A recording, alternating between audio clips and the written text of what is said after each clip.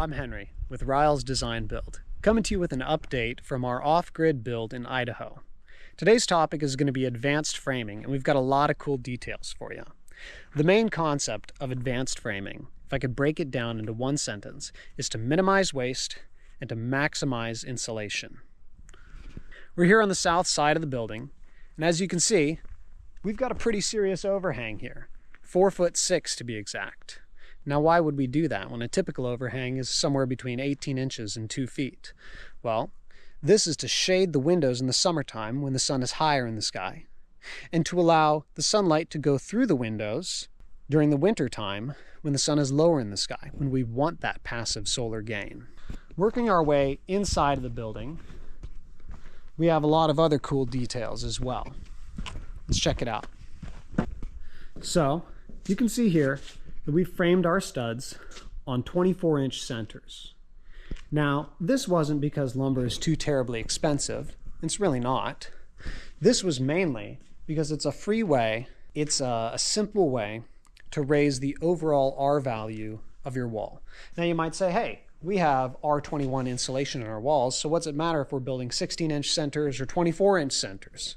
Well, wood is a much better conductor of heat than fiberglass or rock wool or foam insulation.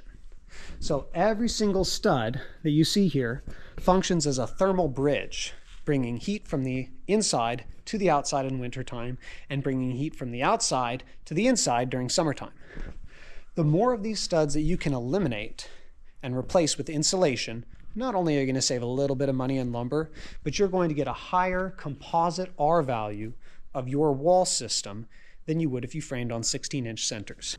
That's the idea behind advanced framing, is that every little bit helps. Everywhere where we can engineer in a little bit more insulation, a little bit less lumber, that increases our performance for no cost increase. In fact, sometimes can lead to a little bit of savings. Now, a lot of carpenters, like myself, have been trained in traditional framing techniques. And without a whole great deal of knowledge of structures, they'd allowed us to build stout buildings that would stand up and that wouldn't have structural issues. But if you have some understanding of load paths, you can frame in a more intelligent manner that won't cost any extra money, but it will deliver higher performance. Advanced framing requires a working knowledge of the load path. And the load path is basically this.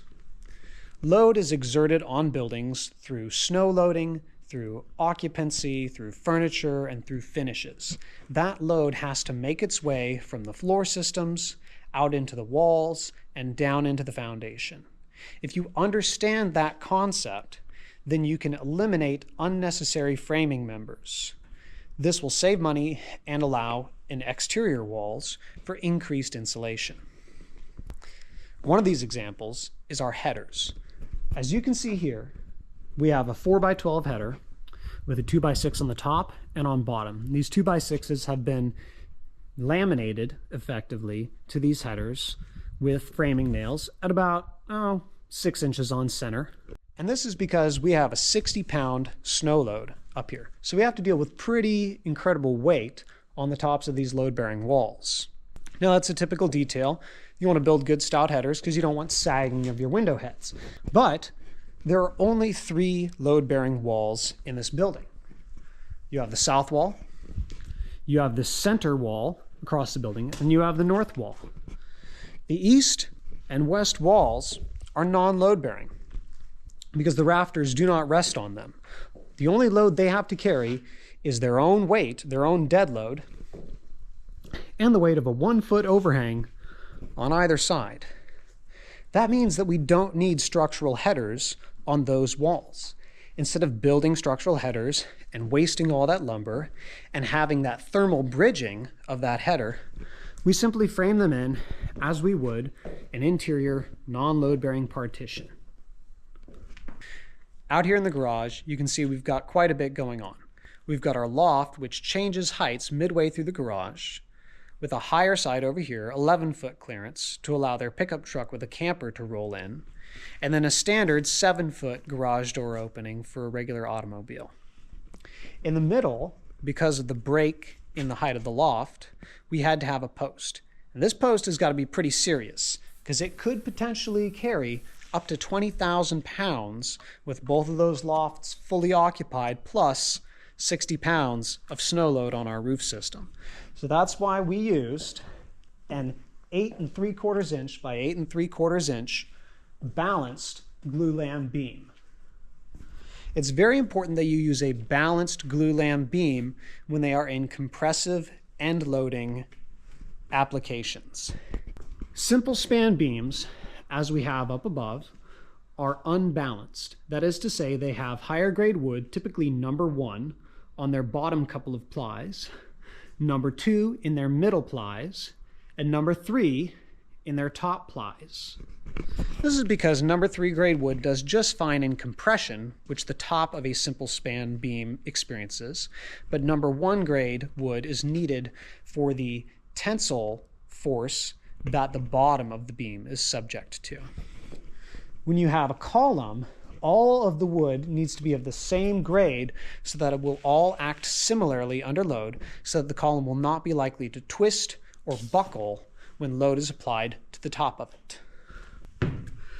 Going up into the loft space above, we see the completion of our passive solar design. As you can see, we've got a simple, single-pitched shed roof, which slopes up from the south to the north. This will allow for passive heating in the winter and passive cooling in the summer.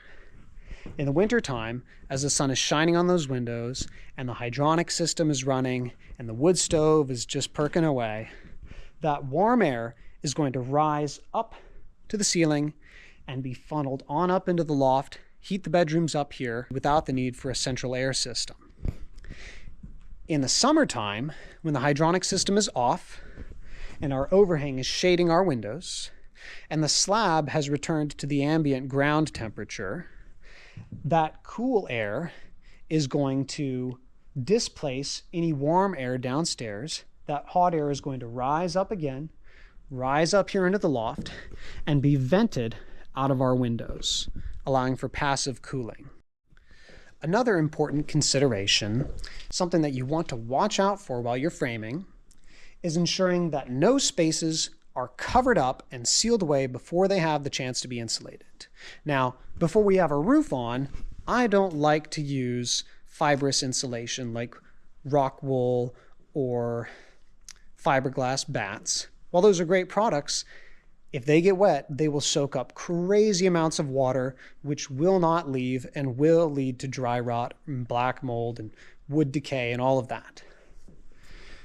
So when we're framing and we enclose spaces like we did here with this channel stud, I like to put rigid insulation foam in there before we completely close it up so that that space will be insulated and it won't be a cold spot, which will lead to heat loss and could potentially lead to condensation in your wall system. Another way of achieving that when you have an intersecting wall, as we will here, is with the use of ladder blocking. And we'll add a few more blocks in here, and this will give periodic supports to allow for screwing of our sheetrock, but it allows us to insulate behind here much better than a channel stud, and again, it decreases thermal bridging. Now, if you're like me and you like to go, you might accidentally cover up your channel stud before you've got it fully insulated. Well, that means you're going to have to cut a couple of little holes periodically up the length of that stud and fill it with closed cell spray foam. Now, it's more expensive and more time consuming than just stuffing some rigid insulation in there, so we try to avoid that. But, you know, things like that happen in construction. It wouldn't be construction if stuff like that didn't happen. There you go. Great stuff. Overall, I think this is a very well-designed house. It makes efficient use of materials, of labor, and takes advantage of the natural energy from the sun. Thank you for your time, and we would love to work with you on your next custom build.